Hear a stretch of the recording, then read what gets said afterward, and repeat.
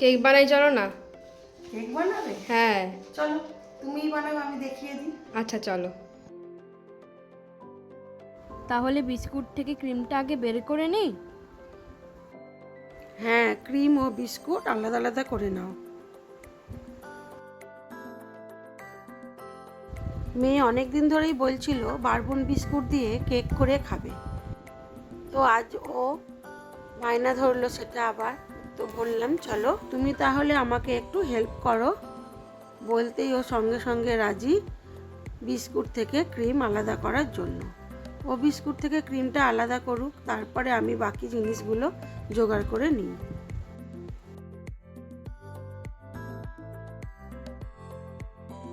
বাকি জিনিস বলতে সেরকম কিছু না, লাগবে একটু দুধ, আর লাগবে বেকিং পাউডার বা বেকিং সোডা, আর একটু ঘি।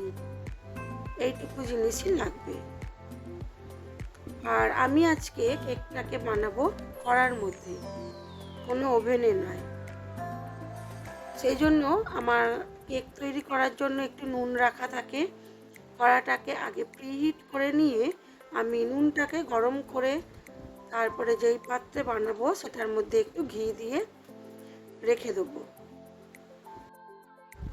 থাকুন আমার সাথে কিভাবে এই বারবন বিস্কুটের কেকটা বানাই দেখুন। খেতে তো দারুণ হয়েছিল।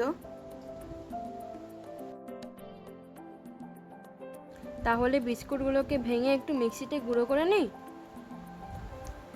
হ্যাঁ, পারবে তো? দেখো, না হলে আমি করে দেবো। না না, আমি করতে পারবো। ঠিক আছে, করো তাহলে, কিন্তু মিক্সির বাটিটা একটু চেপে ধরবে, না হলে ছিটকে যাবে। হয়ে গেছে, এবারে কি করব? হ্যাঁ, তুমি এইবারে বিস্কুটের গুঁড়োটাতে অল্প একটু দুধ দাও, অল্প অল্প করে দেবে কিন্তু। আমি এই ফাঁকে নুনটাকে গরম বসিয়ে দিই, আর ওর ওপরে একটা বাটি বসিয়ে দিলাম। এটার মধ্যেই আমি কেকটা বানাবো। বাটিটাকে একটু গরম করে নিয়ে আমি ঘিটা দিয়ে ভালো করে বাটির চারপাশটা লাগিয়ে নেব।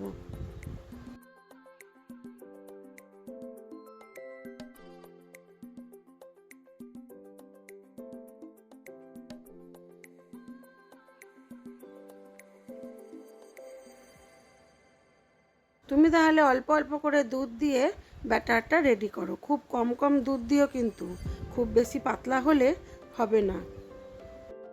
আচ্ছা ঠিক আছে, করছি।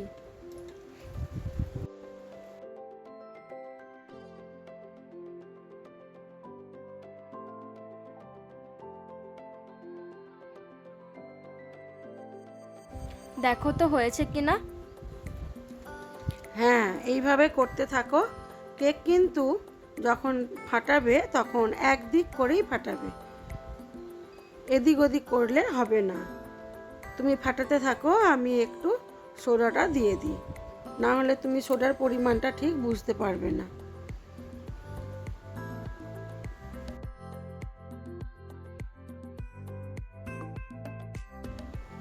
যে বাটিতে কেকটা বসাবো সেটা গরম হয়ে গেছে।